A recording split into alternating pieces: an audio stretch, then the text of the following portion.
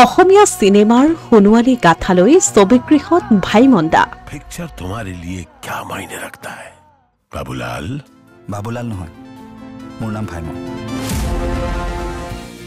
অসমীয়া সিনেমাৰ 90 বছৰজোৰা গৰিমা আৰু ইতিহাস প্ৰতিফলিত কৰি সগৌৰৱেৰে চলিছে ভাইমন্দা।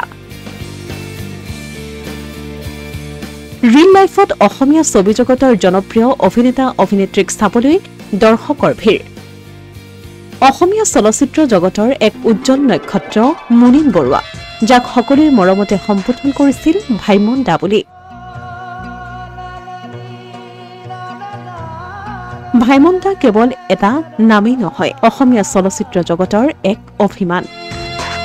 সংগীত সাধনাৰ পৰা আৰম্ভ কৰি চিত্ৰনাট্যকাৰ হিচাপে অসমীয়া চলচ্চিত্ৰ জগতখনত খোজ পেলোৱা ভাইমন্দাই পৰৱৰ্তী সময়ত পিতা পুত্ৰ, পাহাৰী কন্যা, প্ৰভাতী পক্ষীৰ গান, হিয়া দিয়া নিয়া, ডাক নায়ক, কন্যাদান বিধাতা আদিকে ধৰি সৰ্বমুঠ 14খন চিনেমা নিৰ্মাণ কৰি অসমীয়া ছবি জগতলৈ অনবদ্য অৱদান আগবঢ়াই থৈ গৈছে। অসমীয়া ছবি জগতৰ এইগৰাকী কিংবদন্তীৰ জীৱনশৈলী, কৰ্মৰাজি তথা 90 বছৰীয়া ঐতিহ্যমণ্ডিত অসমীয়া চিনেমাৰ যাত্ৰাক গৌৰৱেৰে উদযাপন কৰাৰ উদ্দেশ্যৰে জিল ক্ৰিয়েশ্যনৰ বেনাৰত নিৰ্মাণ কৰি উলিওৱা হৈছে ভাইমন্দা এ ট্ৰিবিউট টু আছামিজ চিনেমা।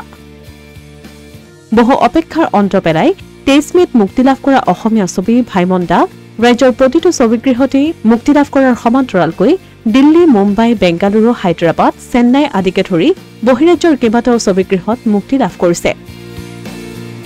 ছবিখনৰ কাহিনী, চিত্ৰনাট্য, সংলাপ আৰু পৰিচালনা শশাংক সমীৰ আৰু ছবিখন প্ৰযোজনা কৰিছে শ্যামন্তক গৌতমে। প্ৰায় 3 শতাধিক নপুৰণি শিল্পীয়ে প্ৰাণৱন্ত কৰি তুলিছে মুনিন বৰুৱাৰ জীৱন আৰু কীৰ্তিক। মাত্ৰ 3 দিনতে ছবিখনে উপাৰ্জন কৰিছে 1.11 কোটি টকা।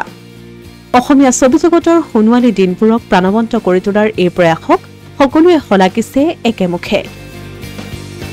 ভৱিষ্যতে এনেধৰণৰ তথ্য ভিত্তিক চলচ্চিত্ৰই অসমীয়া ছবি জগতক সমৃদ্ধ কৰিব বুলি আশাবাদী চিনেমা প্ৰেমী ৰাইজ। पिक्चर तुम्हारे लिए क्या मायने रखता है बाबूलाल? बाबूलाल নহয়, মোৰ নাম ভাইমন। Asomiya Pratidin digital desk.